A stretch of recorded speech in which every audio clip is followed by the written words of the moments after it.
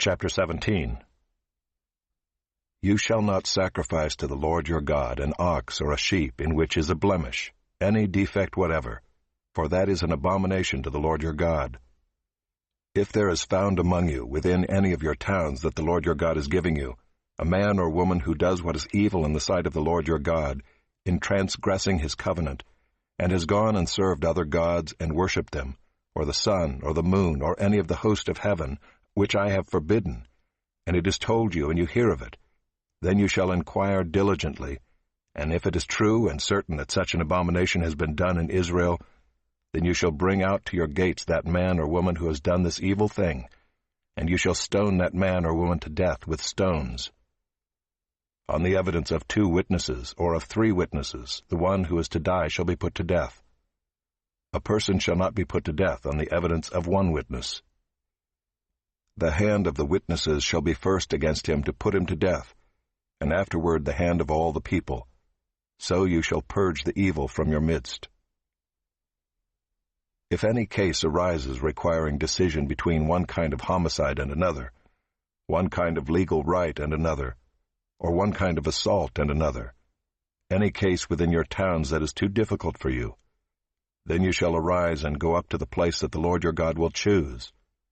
And you shall come to the Levitical priests and to the judge who is in office in those days, and you shall consult them, and they shall declare to you the decision.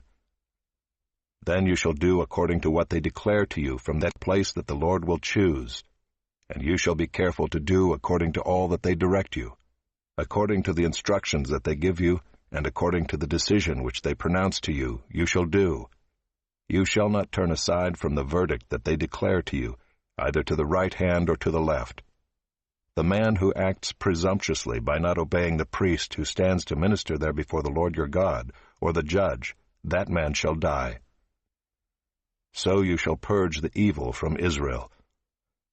And all the people shall hear and fear, and not act presumptuously again. When you come to the land that the Lord your God is giving you, and you possess it and dwell in it, and then say, I will set a king over me like all the nations that are around me, you may indeed set a king over you whom the Lord your God will choose. One from among your brothers you shall set as king over you. You may not put a foreigner over you who is not your brother. Only he must not acquire many horses for himself, or cause the people to return to Egypt in order to acquire many horses, since the Lord has said to you, you shall never return that way again. And he shall not acquire many wives for himself, lest his heart turn away, nor shall he acquire for himself excessive silver and gold. And when he sits on the throne of his kingdom, he shall write for himself in a book a copy of this law, approved by the Levitical priests.